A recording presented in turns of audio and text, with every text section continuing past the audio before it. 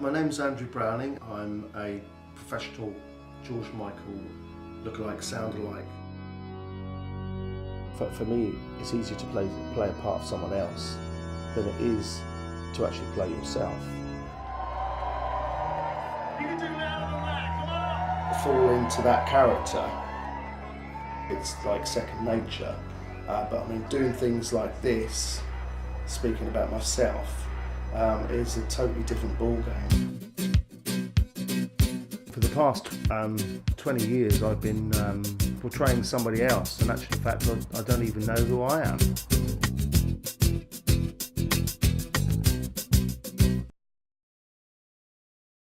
I was adopted at 6 weeks, and also my sister was adopted at the same time.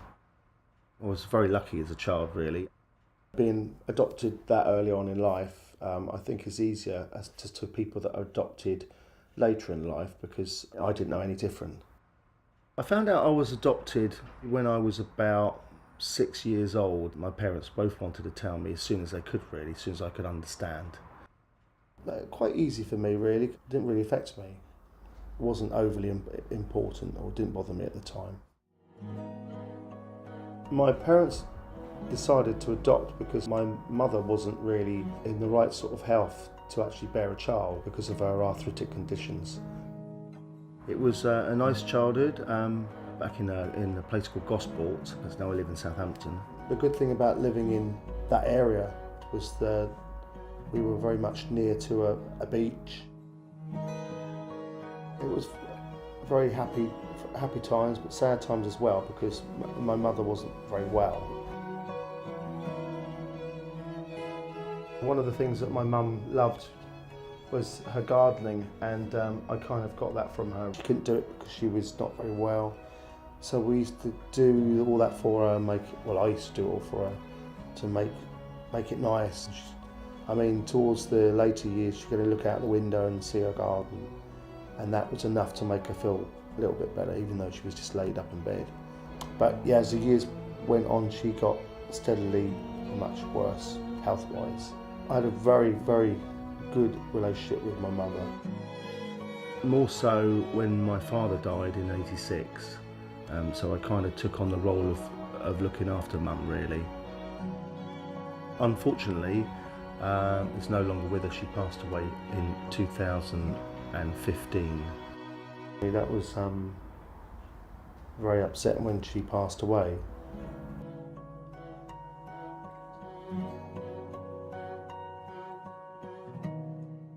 I never really had the inclination to want to find out, because I was quite happy with my adopted mum and dad.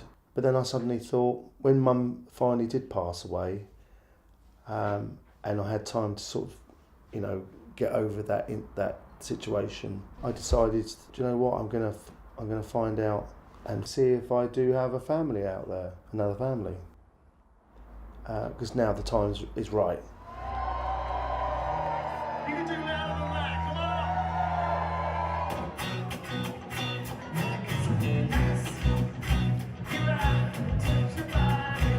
Always, everyone says to me, after a show, are you Greek Cypriot like George? And I say, I don't know, so wouldn't it be great if I could turn around and say, well, actually, I am Greek Cypriot.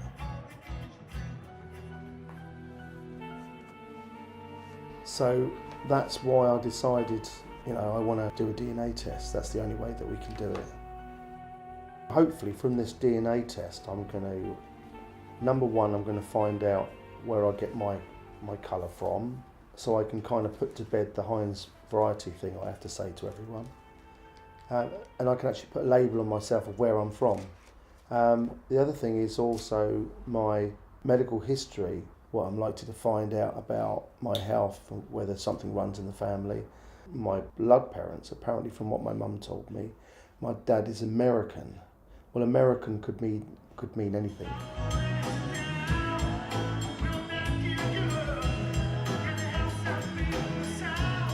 I've always been a big fan of George Michael, back from the Wham days. Being a tribute is quite difficult, but at the same time very rewarding. For me, it was it's real fun to actually get outside of yourself.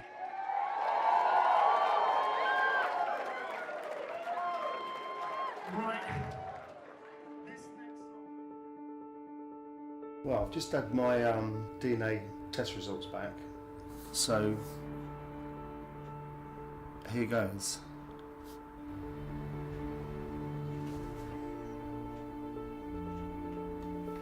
Wow.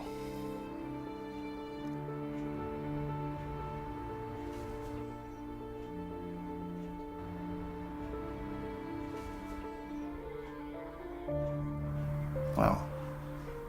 Bloody hell.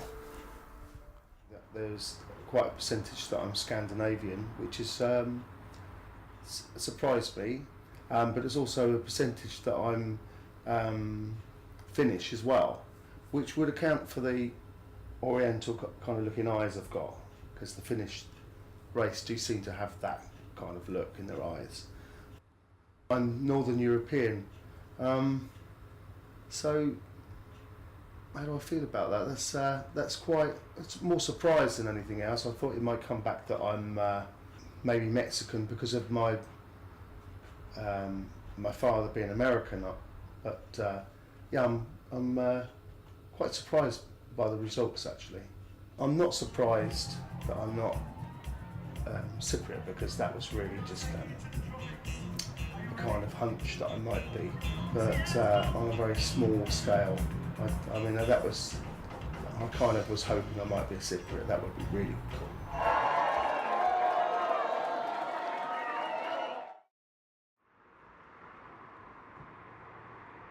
I remember when I had to go and get my passport renewed, and I came across in the file system with all of my stuff in, an old passport fell out, and on that passport, what I thought I'd read was farmer.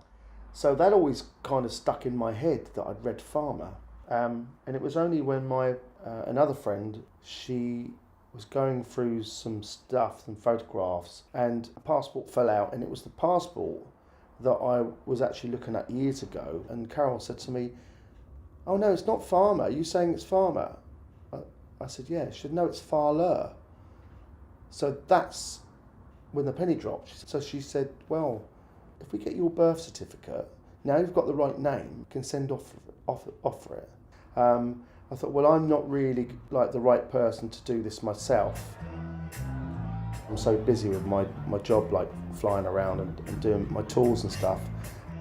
So Carol had mentioned that she's done this kind of thing before and been quite successful. So I think, who knows, she might find something. Knowing her, she will.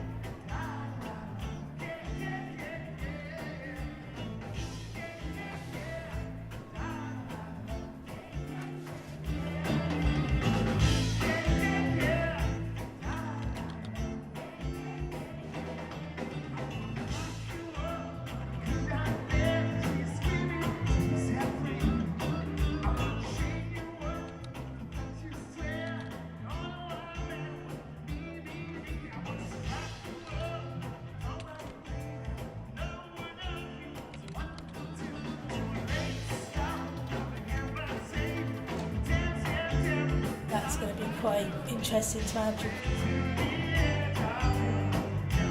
I would hope that he'd be really excited, but I don't think he would be overexcited because of the respect he had for his adopted mum. Just had a call from my best friend Carol, and she's on the way, and apparently she has some good news for me.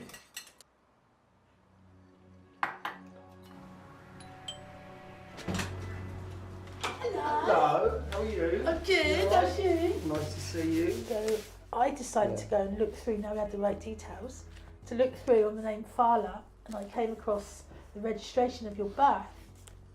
So I decided to send off and get a birth certificate of yours. And on this birth certificate it came back with Oh my God. all your details. Really? Mum's name and address. Mum was Pamela Page, and the address was in Bishop's Waltham, Tangiers Lane. And this is your dad's name, William Arthur Fala. I sort of looked around to see if I could find any more Falas, and I came across a couple more. One was Richard D. Fala, the same parents, so obviously he's got to be a brother of yours. So I decided to just put the name in on Facebook, And up came a group looking for Fowler family from the US or the UK. And it was Richard D. Fowler who was leading this group. I'd just send a little message and just say I had a friend who was looking for his biological family. And I said that your mum's name was Pamela Page and your dad's name was William Arthur Fowler. And with that, he just went, oh my God, all these exclamation marks. You've got my brother, my youngest brother. I've been looking for him for 40 years. So he was he went crazy. He asked what you did for a living. Sort of said, oh, singer. So he said, I've always imagined him as an actor or a singer. All my life I've thought of him that way. So he'd never forgotten you. He did send some pictures over for you. So this is your father, William Arthur. It's my dad.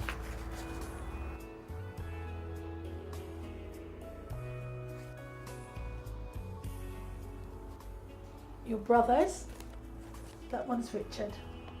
This is the guy who's running the group, yeah. And this is my mum. That's your mum holding your sister.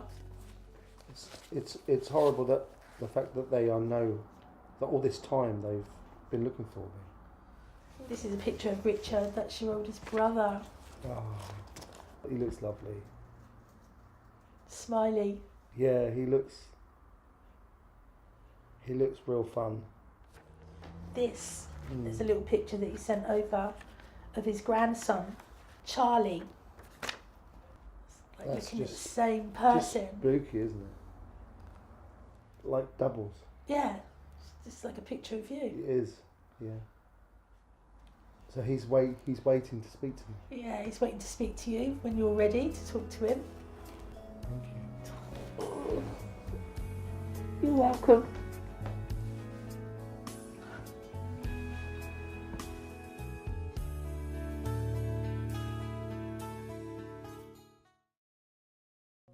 I intend to go and visit my sister in Gosport to see what she thinks. Growing up with my sister was she was very different from me, much more confident. Used to be quite annoying actually, whereas I was much more quieter. Then there came the time when later on in our grown up life, she mentioned to me that she was going to find out who her own biological parents were. My sister definitely doesn't have the same relationship I had with my mum. When she asked about her wanting to find out her own biological parents, I think that kind of stuck the knife in a little bit. Mum actually said, well, I understand why you want to do it, you know, it's her choice, and she wants to do it, so there's nothing I can do. So obviously it really did affect her. So I was quite happy in my own mind to not want to do that until my mum passed away. But that's what she did, and then she did find out who her mum was. Apparently she died about 4 years previous to the search. Hi Nee, Hiya. how are you? I'm You all right? fine, I've missed Been you. ages, isn't it? Yeah, it's been absolutely ages. I've been doing some research Oh, yeah. on my background, Yeah. but Oh, I didn't want to do it just in case it upset Mum really. But Yeah. Well, the only reason I did it is because I've got kids and... yeah, you want to find out your medical background, medical didn't you? background, One of my friends, Carol, who you've not met actually, yeah. she found out who my biological family were. All right, So, and Oh, it turns out I've got lovely. three brothers, yeah. one sister, one Yeah. half sister, Yeah. and loads of cousins. So Made up. I'm absolutely made up. Yeah. So how mad is that? That's brilliant, that Yeah. is. And where do they live? They're in San Diego. All right, okay. So when they come over, you're going to have to meet them. Yeah. Yeah. So there you go. That's the big news. Oh, wow, that's really Yeah. interesting, that. Yeah, it So seems hopefully- strange coming back here, I doesn't it? know. Yeah.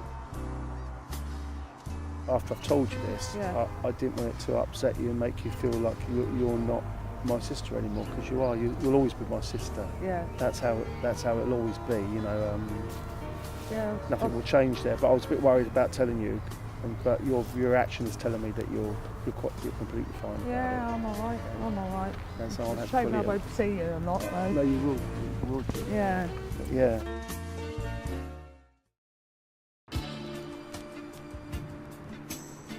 Well, just about to have a Skype call with my biological brother. That's the eldest brother. So I'm obviously very nervous about this and anxious in a good way, though. Hello. Hey, Is that Richard? this is Richard. Oh my God. You're my brother. That is no mistaking. Yes. Well, That is crazy, man. it's just unbelievable. I mean, I have to tell you, as crazy as this is, what was even crazier was when I got this message, and I was like, I couldn't wait for her to respond. I was like, if this is a joke, I'm going to be really pissed off. Yeah. Because I've been looking for you for 40 years. That is an absolute fact. Yeah. That's just. Dad was tragically, he was murdered in Mexico, Oh God. 1983. The long story, I don't want to get into it right now. Yeah. Take away from the special moment. And Mum died of cancer 8 years ago. It'll be 8 years ago this year. And I remember holding you in my arms when you were a week old, asking my mum when I was 7 why these people came to take you away.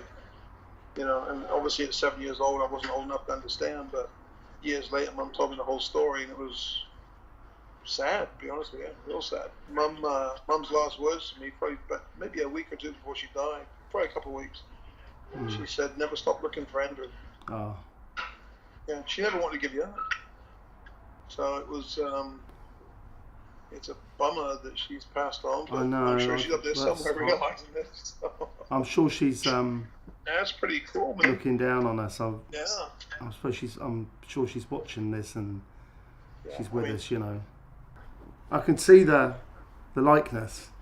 So I'm the oldest, you're the youngest, Yeah. and then it's Fred, my sister Kelly, our sister Kelly, excuse me, brother Bill, and then we have a half sister Teresa who Mum had with the man that she married in England. You are officially the youngest of the father boys. Wow. Is this like I've You're got a baby brother. to think that I've got a whole new massive family? Well, it's really nice to speak to you, Richard, and unbelievable. We've got a lot to catch up on. I mean, I'll definitely we'll catch up with you later, and I'm so yeah, privileged man, this is awesome. to meet you, and It's great news. and- So glad to finally catch up with you. yeah, lovely to meet you, Richard, and we'll Oh, speak well. soon. You're always in my heart, mate. I love you very much. Love you, brother. Thank you. Talk soon, yeah? Take it. Bye. Bye. Oh wow, he's really very easy to talk to. That was not as hard as I thought it would be. It was there was a connection there. So much of a connection,